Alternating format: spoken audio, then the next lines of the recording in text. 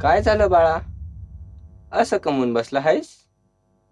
आणि तुझा चेहरा का पडला आहे? काही नाही बाबा, असंच. असं तर तू तुझ्या आबाला ना सांगणार होय? आबा, तुम्हाला काय वाटतं, मी काही करू शकेल आयुष्यात? अरे का नाही, मला खात्री आहे तू एक दिवस लई मोठा माणूस होतो या बघ. पण आबा, इथे तर सगळे रिझल्ट वरती ठरवतात, कोण काय करू शकतो आणि कोण काय नाही ते. अरे बाळा, तो रिझल्ट हा फक्त एक दिवसासाठी असतो. तो संपला की नवीन दिवस, नवीन सुरुवात.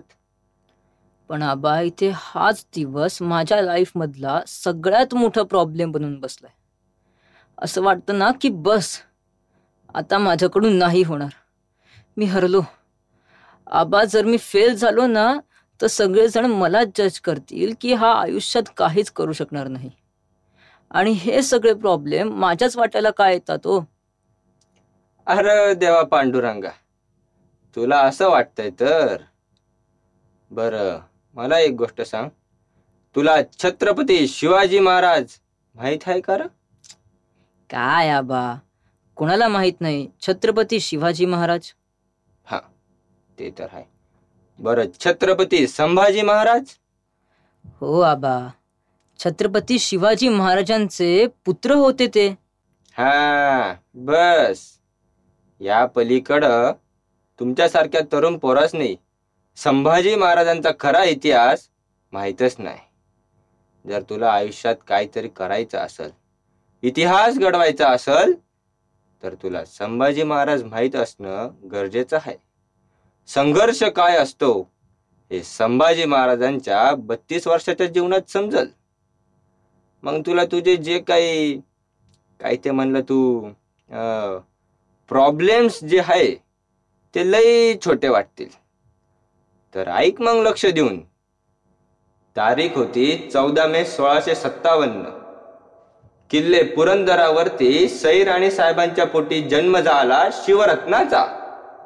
सगळा आनंदी आनंद झाला. तोफा कडकडू लागल्या, सनई चौगुडे वाजू लागले, आणि यो सह्याद्री आकाशाच्या उंचीनं दिल्लीकडं उंच नजरेनं बघू लागला. अवघा दख्खन मंगलमय झाला.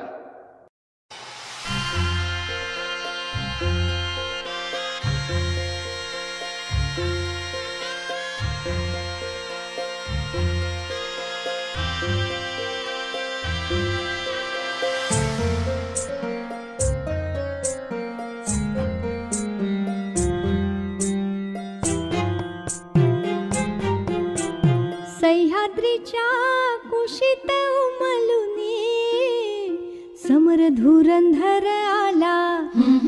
सह्याद्रीच्या कुशीत उमलुनी समर धुरंधर आला. शिवसुताच्या आगमनाने, शिवसुताच्या आगमनाने धन्य पुरंदर झाला. आज हा